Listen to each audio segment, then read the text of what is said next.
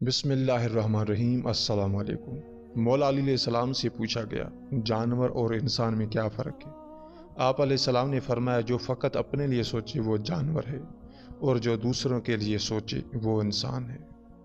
اے لوگوں، جب تم جانتے ہو کہ موت تمہاری طرف آ رہی ہے اور تمہاری زندگی موت کی طرف بڑھ رہی ہے، تو سنو، کبھی بھی تمہاری موت کے ساتھ ملاقات ہو سکتی ہے۔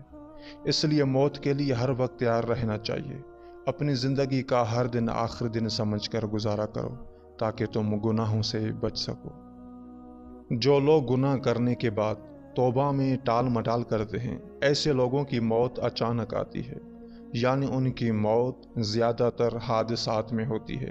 اس لیے توبہ کرنے میں کبھی دیر مت کیا کرو۔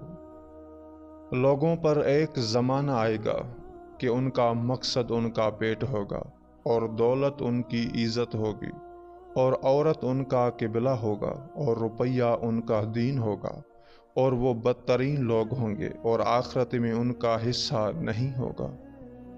اپنے گھروں میں کبوتر رکھو، کیونکہ حضرت نوح علیہ السلام نے کبوتر پسند کیا تھا اور اسے دعا بھی دی تھی۔ کسی اور پرندے پر اتنا پیار نہیں آتا جتنا کبوتر پر آتا ہے۔ اور رسول خدا صلی اللہ علیہ وآلہ وسلم کے گھر میں ایک جوڑا سرخ رنگ کے کبوتروں کا تھا۔ ماشاءاللہ۔ انسان بھی کیا چیز ہے، دولت کمانے کے لیے اپنی صحت کھو دیتا ہے، پھر صحت پانے کے لیے اپنی دولت کھو دیتا ہے۔ دنیا میں جیتا ایسے ہے جیسے اس نے کبھی مرنا ہی نہیں، اور مرتا ایسے ہے جیسے کبھی جیا ہی نہیں۔ اللہ اکبر۔ لوگ پیار کے لیے ہوتے ہیں اور چیزیں استعمال کے لیے۔ بات تب بگڑتی ہے جب چیزوں سے پیار کیا جائے اور لوگوں کو استعمال کیا جائے۔ ایک شخص نے مولا علی علیہ السلام سے کہا، یا علی، اللہ سے دعا کس طرح مانگنی چاہیے؟ مولا علی علیہ السلام نے فرمایا، اس چھوٹے بچے کی طرح جسے کچھ بھی چاہیے ہو، وہ فقط روتا ہے، کچھ بولتا بھی نہیں، مگر اس کی ماں سمجھ جاتی ہے کہ بچے کو کیا چاہیے۔ اور اللہ تو اپنے بندوں سے ماں سے 70 گنا زیادہ محبت کرتا ہے۔ مولا علی علیہ السلام کے پاس ایک عیسائی آیا اور آپ کو لاجواب کرنے کے لیے 2 سوال کیے۔ پہلا سوال یہ کیا، یہ بتاؤ کون سی چیز ہے جو ہم دیکھتے ہیں لیکن اللہ نہیں دیکھتا؟ دوسرا میرا سوال یہ ہے کہ تم کہتے ہو قرآن میں ہر چیز کا علم ہے، وہ کیا ہے جو قرآن میں نہیں؟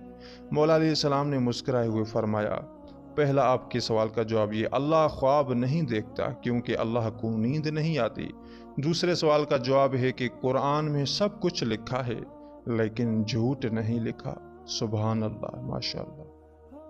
مولا علیہ السلام فرماتے ہیں کہ میں نے رسول خدا صلی اللہ علیہ وآلہ وسلم کو یہ فرماتے خود سنا کہ میری بیٹی فاطمہ کے نام کا مطلب ہے بچانے والی، اور جو لوگ میری بیٹی فاطمہ ان کی اولاد سے محبت کرتی ہوں گے، محشر میں فاطمہ ان سب کو جہنم سے بچائیں گی، اور چن چن کر فاطمہ سلام اللہ علیہ اپنے محبوں کو جنت میں داخل کرے گی۔ سبحان اللہ، ماشاءاللہ۔